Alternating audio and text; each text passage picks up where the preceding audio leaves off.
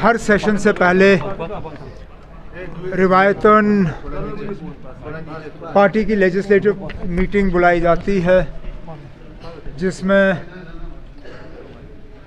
National conference के और फिर हमारे साथ जो जुड़े हुए इंडिपेंडेंट्स हैं या तारिगामी साहब हैं, उन्हें मीटिंग में बुला के सेशन की स्ट्रैटेजी तय की जाती है। ये सेशन थोड़ा बाकी सेशनों से अलग है, क्योंकि जैसे आप सब जानते हो, परसों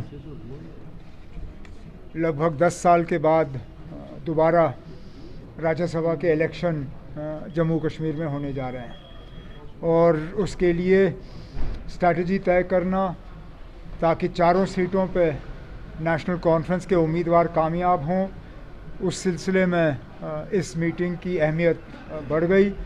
और मैं शुक्रगुज़ार हूँ तारिगामी साहब का और बाकी जो इंडिपेंडेंट्स यहाँ पे आए, उन्होंने मीटिंग में हिस्सा लिया। और जो मैं अपने मेंबरों में और हमारे जो साथी मेंबर हैं उनमें जो जोश व देखता हूँ, मैं उम्मीद कर रहा हूँ कि चारों सीटों पे नेशनल कॉन्फ्रेंस के उम्मीदवार जो हैं वो कामयाब होंगे। सर, क्या कोई हिस्ट्री कांग्रेस वो आए नहीं?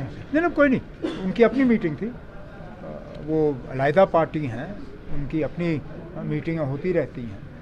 लेकिन जहाँ तक इलेक्शन के हवाले से बात है, उन्होंने बार बार कहा है कि इस इलेक्शन में वो किसी तरह भी बीजेपी की मदद या बीजेपी की कामयाबी नहीं होने देंगे। तो उनको अपनी मीटिंग करने दीजिए, इसमें किसी को एतराज़ नहीं होना चाहिए।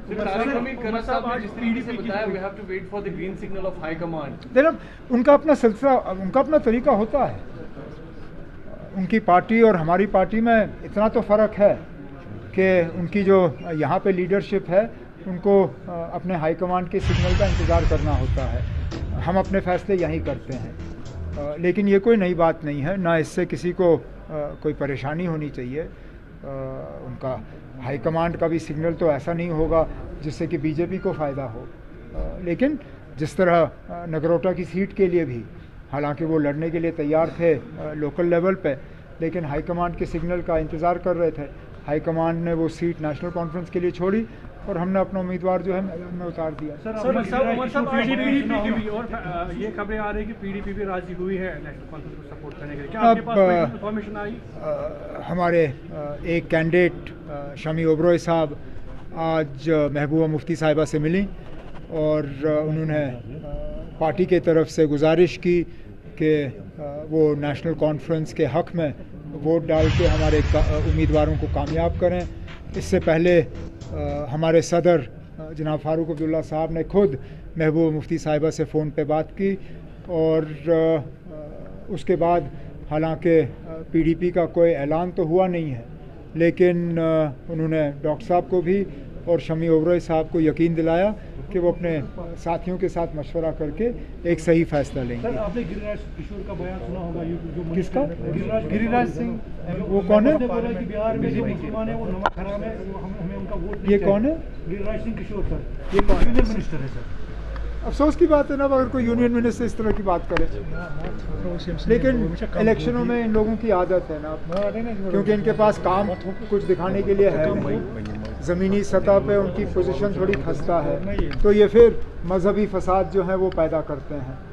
मज़हब, ये नमाज़ पढ़ने के बाद ये वहाँ गंगा जल से इलाके को धोने का काम करते हैं, मुसलमानों के ख़िलाफ़ इस तरह के बयान जारी किए जाते हैं। ये इलेक्शन में इन लोगों की आदत है। फिर ये वो लोग कहते हैं कि हम हर हिंदुस्तानी की नुमाइंदगी करते हैं।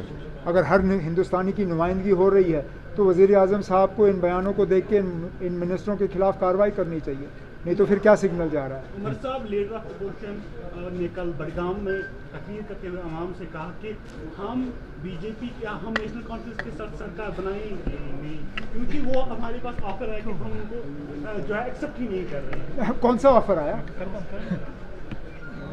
LOP साहब से पूछिए ना, ऑफर आया कहाँ से?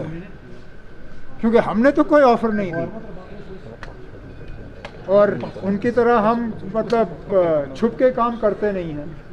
अगर हमने कोई ऑफ़र करनी होती तो आप सबके सामने करते।